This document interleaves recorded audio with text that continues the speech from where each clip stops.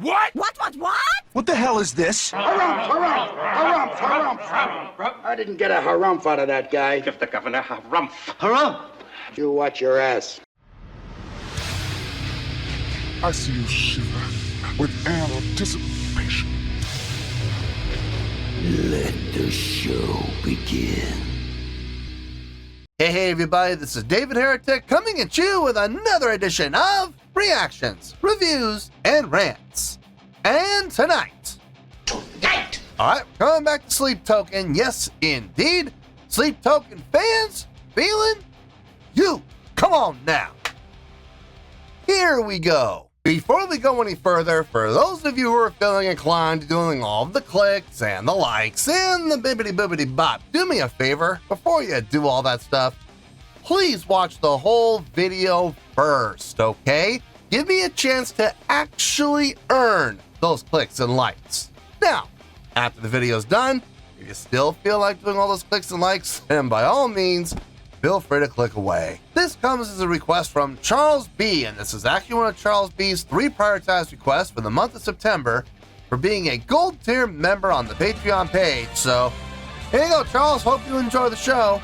Charles wanted to see me react to this is Sleep Token with a tune called Take Me Back to Eden. Now, have I heard this song before? No, I have not. To the best of my knowledge, this does not resonate with me in any way, shape, or form. However, there's always a possibility I may have heard the song in passing and I just don't realize it.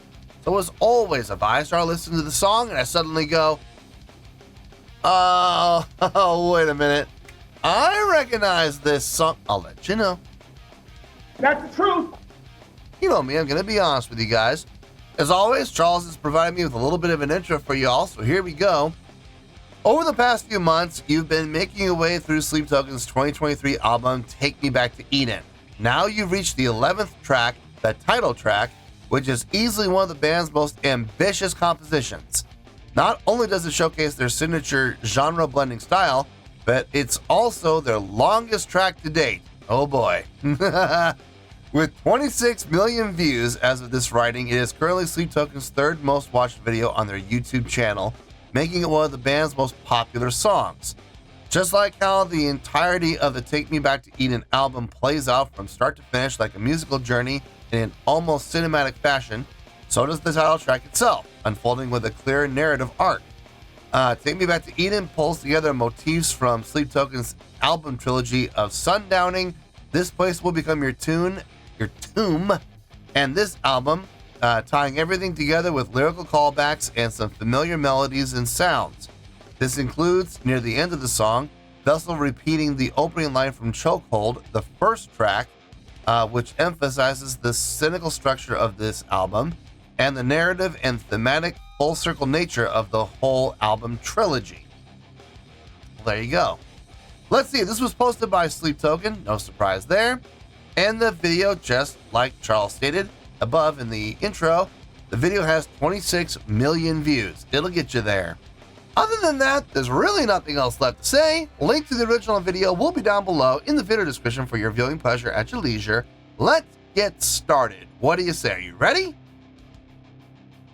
Are you ready? Because here we go. All right, here we go. Sleep Token, Take Me Back to Eden. Cool.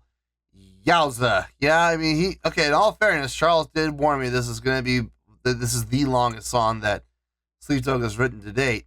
8 minutes and 20 seconds. Woo. Oh boy. Okay, well, y'all know how I feel about long songs. You know, if they're well written, well constructed, they're engaging, it's well executed, it's fun to listen to, I'm entertained, I'm having a good time, it's got nothing to worry about. Okay. On the flip side, it's not particularly well written, not well constructed, not well executed. If I'm not entertained by it, if I'm having a miserable time, if I'm bored, if I'm not really engaged, I'm going to absolutely tear it to shreds. So, and I've done it before. So we'll have to wait and see how this goes, I guess. All right, let's do this. All right, boy, let's do this.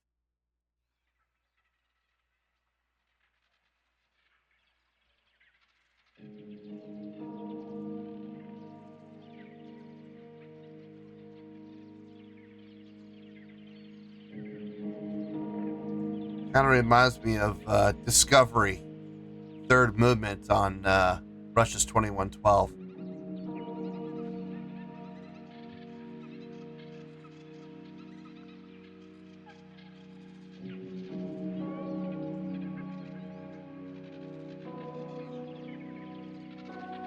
I dream in phosphorescence, bleed through spaces, see you drifting past the fall, but no one told you where to go.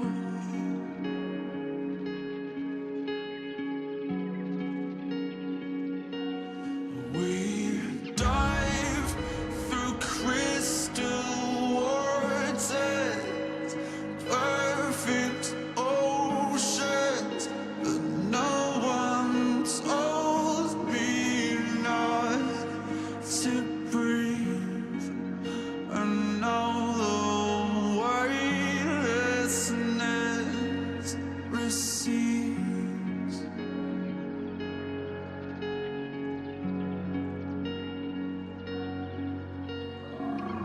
Mama, those eyes like fire. I'm a winged insect, you're a funeral pyre. Come now, bite through these wires. I'm a waking hell and the gods grow tired. Reset my patient violence along both lines of a pathway higher. Grow back your sharpest teeth, you know my desire. I will travel far beyond the path of reason. Take me back to Eden. Take me back to Eden. I like that sustain. I like the sustain. Just holding the vocals, just holding that vocal note, and then the song kicks in while maintaining the sustain. Very effective. I like that.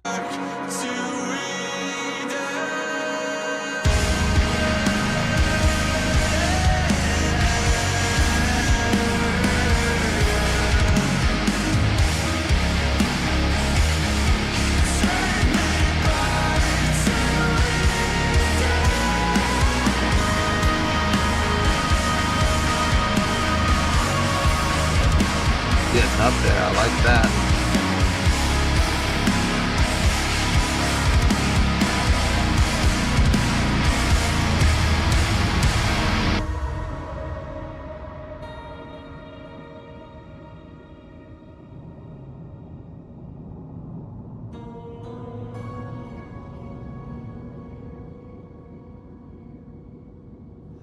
Well, yeah, I spit blood when I wake up. Sink porcelain stain, choking up brain matter and makeup. Just 2 days since the mainframe went down and I'm still messed up.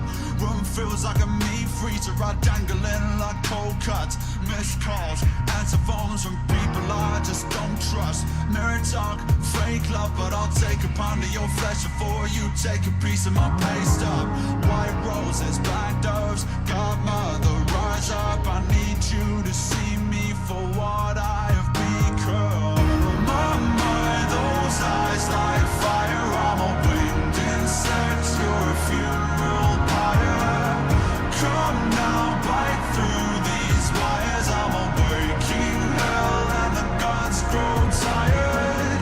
Reset my patient violence along both lines of a pathway higher.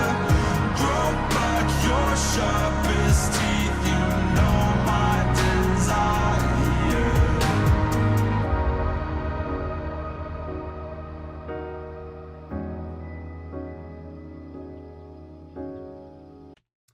I like that section. That whole section, that hip hop section. You can interpret the feel. I mean, it's obvious straight time feeling. Do that. Do that. 1, 2, 4. It's obviously a slowed down, but it's got the bop though, where it can almost, without being double time or a double time feel, it kind of has that little bit of a bounce to it. I like it. Some great vocal delivery prior to this section though. When we were in that heavier section, some really nice vocal delivery, some great range being demonstrated by Vessel. So far, so good. I mean, I'm not going to sit here and say that this is my new favorite song by them. I'm not going to say that, at least not yet. We're just over halfway. So, nah, I'm not gonna say it's my new favorite. I mean, with over 3.5 minutes to go, anything can happen. I mean, the next 3.5 minutes could just absolutely blow my mind, and I'll be like, yes, this is my new favorite. It's possible. I mean, anything's possible in this world, but I don't think I'm going to be saying that by the end of this. But it is nice. It absolutely is a nice tune. It's got some definite highlights, that's for sure. So let's get back into this and let's see how it goes.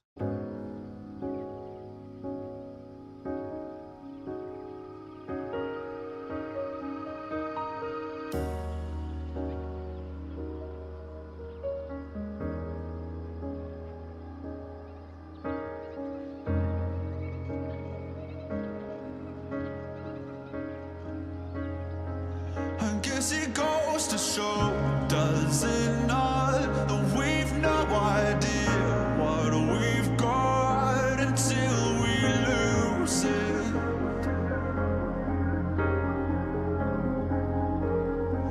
And no amount of love will keep it around if we don't choose it.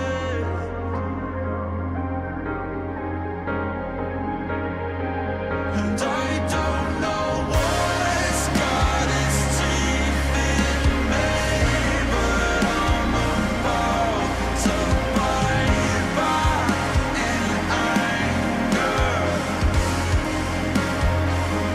No amount of self-fury will bring back the glory of innocence.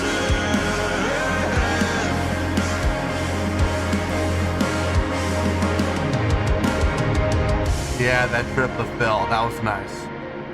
Actually, that was 6 numbers. Those eyes like fire, I'm a winged insect, perfume fire.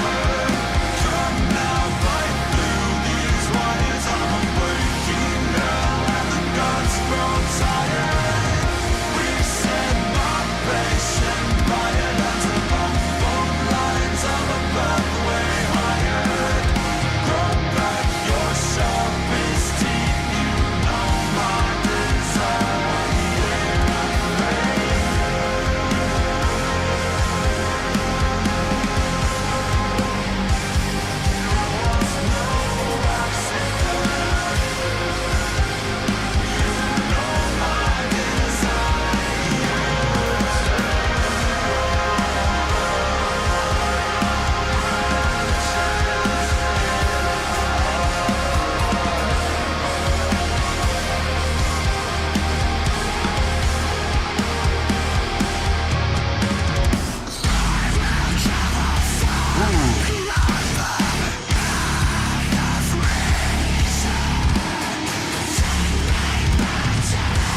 Dungeons. Yeah.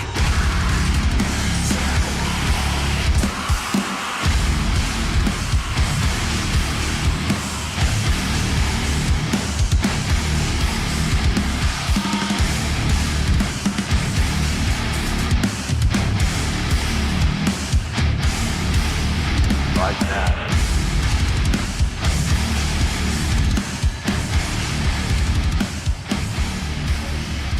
No, not a linear fade. Oh, you have got to be kidding me.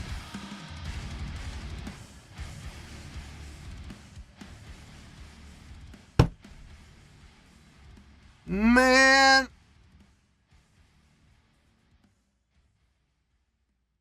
Oh, what a letdown. You've got to be kidding me. Hold on.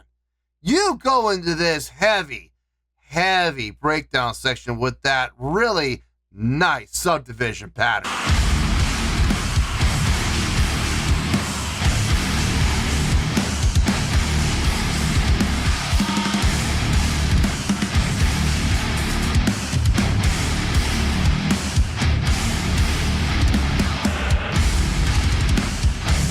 Ooh, that double kick. And you're telling me that the best thing you could come up with to end this song with all the subdivision work, all the heaviness, all the breakdown possibilities, all the strong ways that you could end this song, you choose to go with a linear fade. Are you kidding me? You're going to cop out to the linear fade.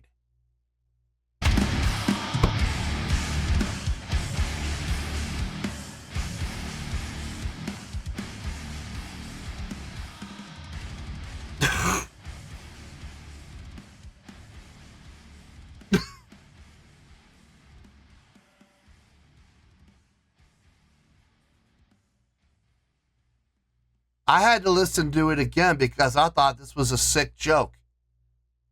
I thought someone was pranking me. I thought this was a joke in really poor taste. Nope, it is not. I thought maybe I might be imagining it. Maybe I was being, maybe my mind was playing tricks on me. Nope, it's real. That ending is very real. A linear fade. Down. I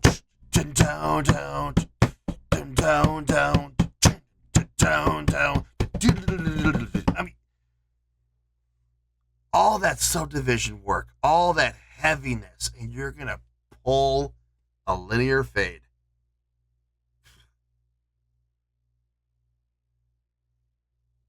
Good Lord, I have no words. I have no words. Unbelievable. Ugh.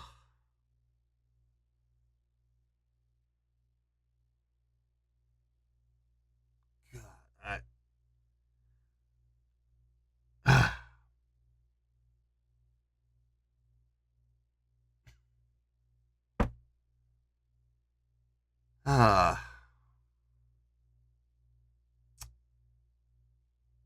To say I'm disappointed is grossly understated. Wildly understated.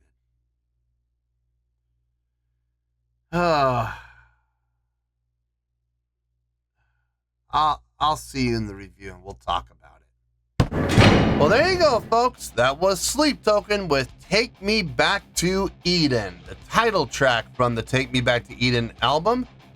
This was a request from Charles B, and this was actually one of Charles B's 3 prioritized requests for the month of September for being a gold tier member on the Patreon page. So there you go, Charles. Hope you enjoyed the show. I'm still kind of reeling from that ending. Oh man.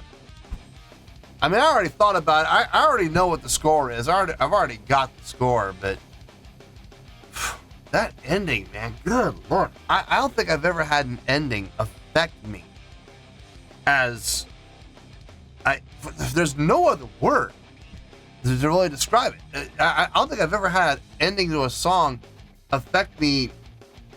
Well, no, that's not true. That's not true. What was that song from Soundgarden? Tremor Christ. Yeah, that song ending really was a letdown. Okay, maybe the ending wasn't as bad as that, because that was just pure cacophonous noise. They just took the easy way out. They took the simple way out with a linear fade. Oh man, which it's a real bummer considering how much how much potential they literally left on the table for a powerful, strong ending. And they decided to go the linear fate. And anyway, it just left a real sour taste in my mouth, guys. It really did. And you'll see. Oh, yes, you will see in the score. I promise you. I'm going to explain just how much of an impact it had on the score. Oh, yeah. Yeah, trust me, we're going to go there. Speaking of the score, let's get to that score, shall we? On a scale of 1 to 10,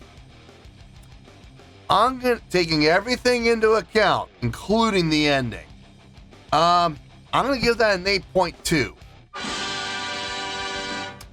Yep, 8.2. I feel good about that score. Let me tell you why. Why? Okay, first things first, an 8.2. What does that mean? Well, an 8.2 would translate to a great skill rating because overall, I think this was a great song. It would also get 4 to 5 stars and an A- letter grade. So there you go, an 8.2, great skill rating, 4 to 5 stars, and an A- letter grade. Yeah, A-. Now, how did I come up with that score? It was not easy. So glad you asked. Okay, like Charles alluded to, this song definitely took us on a journey. I felt 5 very clear different directions in this song. Starting off with that really nice, mellow, peaceful, lulling you into a false sense of security style of song. And then that led into the first impact point. I really enjoyed that. They did a great job setting it up. And then when they did execute the impact point, they executed it very well. My only gripe about it was it didn't last very long. I really wish it had because I was really digging what they had done with that impact. From there, they transitioned into this R&B / hip hop style. I'm not talking from a vocal delivery. I'm talking about from a rhythmic pattern standpoint, from a instrumentation standpoint.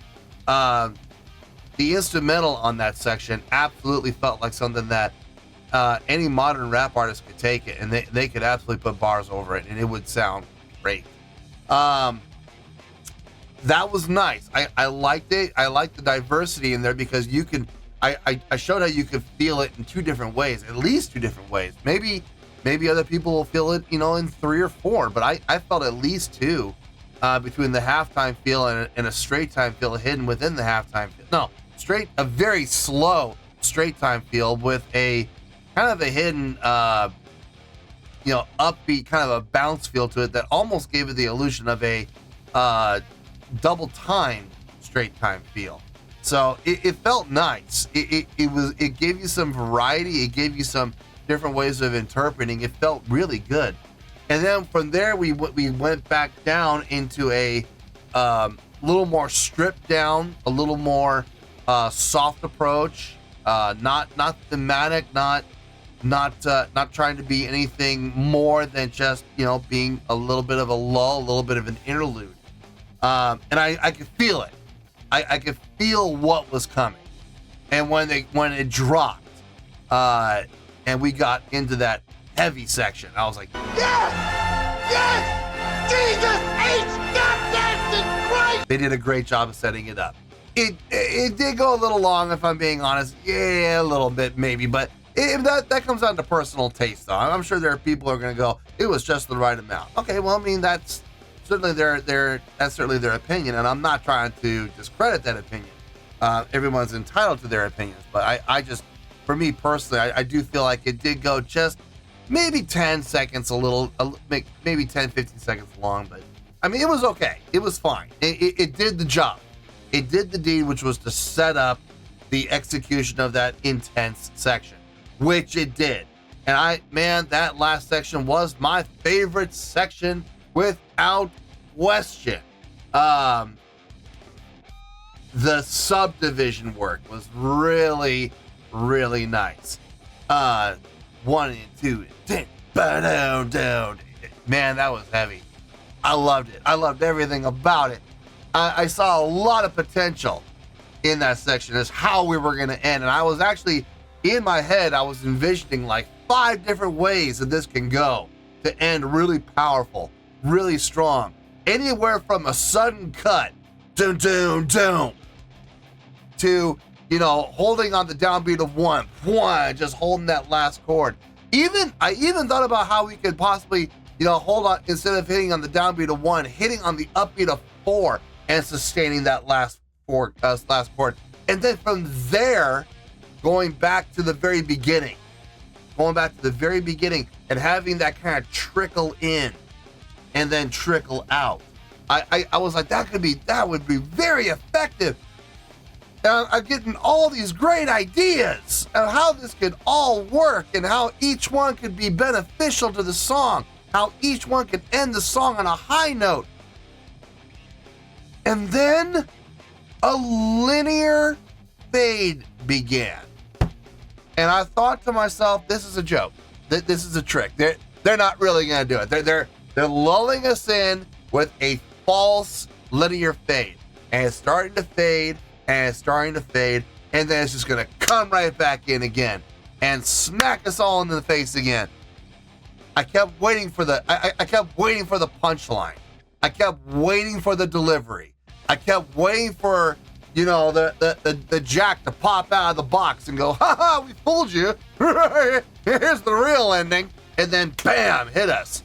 I kept waiting for that, and it never came. It was actually a real and true linear fade to what could have been a fantastic ending. The strongest part of the song, the apex point of the song, and you're going to completely devalue it with a linear fade. I don't know whose call that was. I don't know who the producer is. I don't know if Vessel and 2 are the producers. I don't know if they have a production team. I don't know if they have engineers. I don't know if they do it all themselves. I mean, it's very possible. But whoever's call that was, oh, shame on you. Shame on you. What's the matter with you? That was... You talk about, go into the dictionary, look up the word anticlimactic, and you're going to find that ending to this song right in there as an example. That's how strong I feel about this. This ending,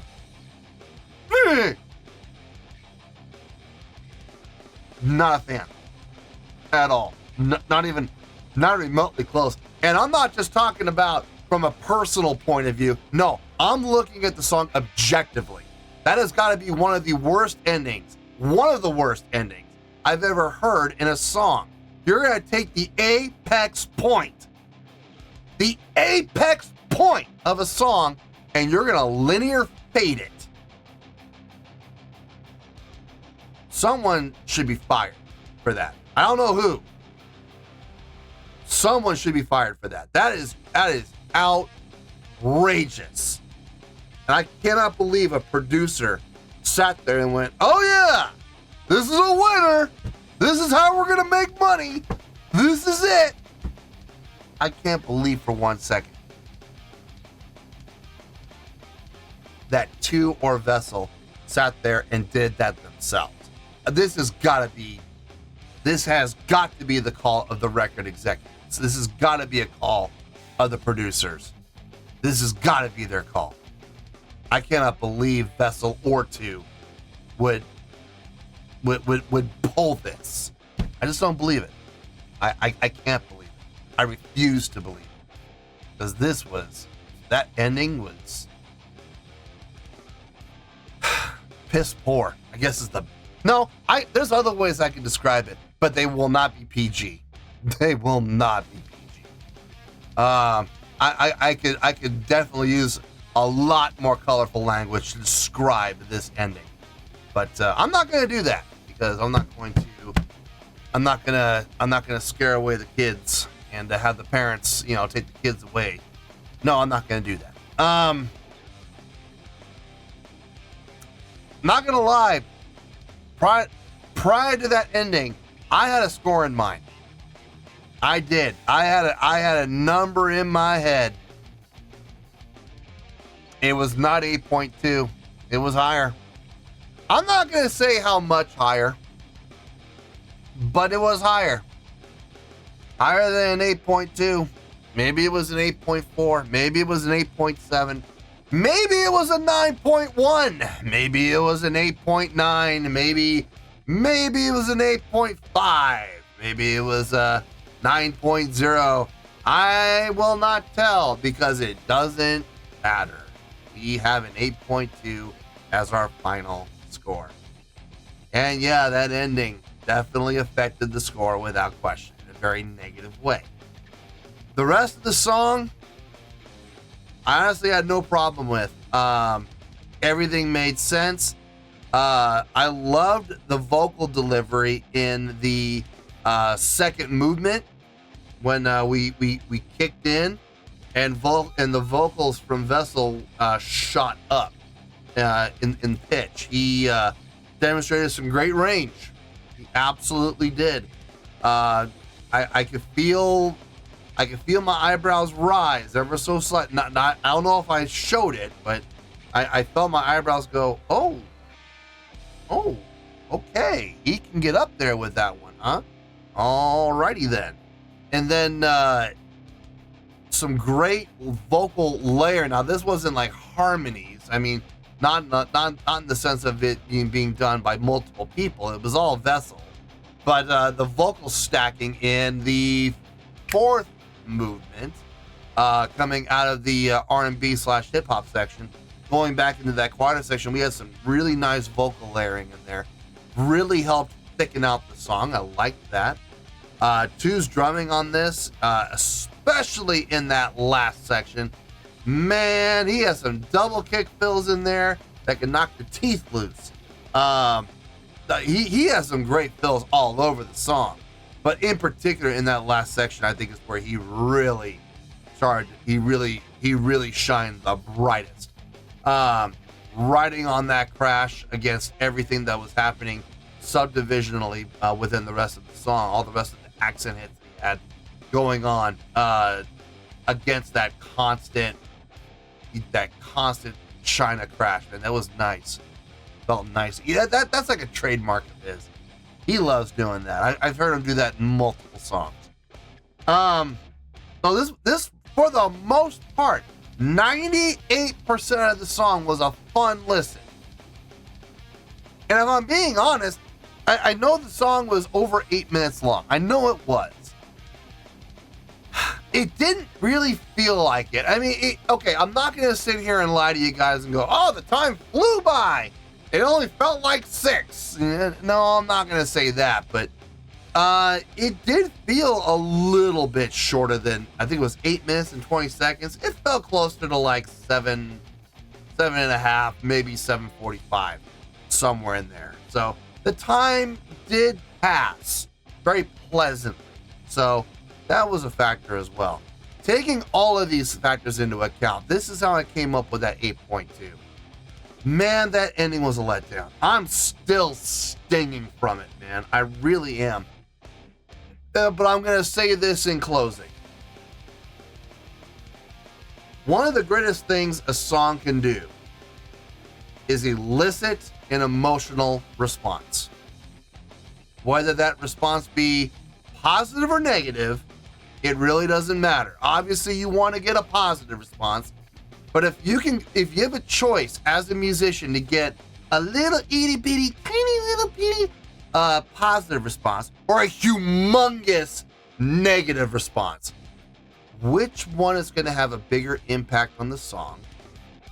More importantly, which one's going to have the bigger impact on the individual to make the person remember the song? As Gene Simmons once so eloquently put it, there's no such thing as good press or bad press. Just make sure they spell your name right. And I gotta say, I am gonna remember this song. This is not a song that's gonna go, you know, passing in fancy, and I'll listen to it once, and I'll honestly, it'll just, you know, fly away, flutter away like a butterfly. No, this song is gonna stick with me. I guarantee you. That ending, it's a okay, look, it's a negative impact. Oh, absolutely it is. It's still an impact, and I'm not gonna forget this song. I'm not. This song is gonna stick with me probably the rest of my life, if I'm being honest. Just like that song Tremor Christ from Soundgarden. See what I mean? I remember that song, no problem. Just like that song it had an impact on me in a negative way, but still an impact. So the song elicited an emotional response. Wasn't a good one, but it was still an emotional response. And it had an impact on me, and I will not forget it. Mission accomplished. So you got to give it credit for that. Anyway, 8.2. Yeah, I feel that's the score the song deserves. So let's wrap everything up here in a nice shiny bow, shall we? We have an 8.2, which is a great scale rating, 4 to 5 stars, and an A- letter grade. Take your pick, I don't care, whichever one of those floats your boat. Final word, final score, I have spoken. Well, that's gonna do it for this edition of Reactions, Reviews, and Rants. Hope you all enjoyed the show. Hope I was able to entertain you. If I was able to put a smile on your face and brighten your day, then I did my job, and I'm so glad I could do it. If you guys feel like joining the fan base, go ahead and click on that button down there. If you guys want to like the video, go ahead and like the video. If you guys want to ring the bell, go ahead and ring the bell. It honestly doesn't make any difference at all to me, but if you guys feel like doing these things, well then by all means, feel free to do so. Well, that's going to do it for tonight, folks. Thank you very much for watching, and as always, this is David Heretic signing off, reminding you to stay fabulous and support each other. Later. Peace.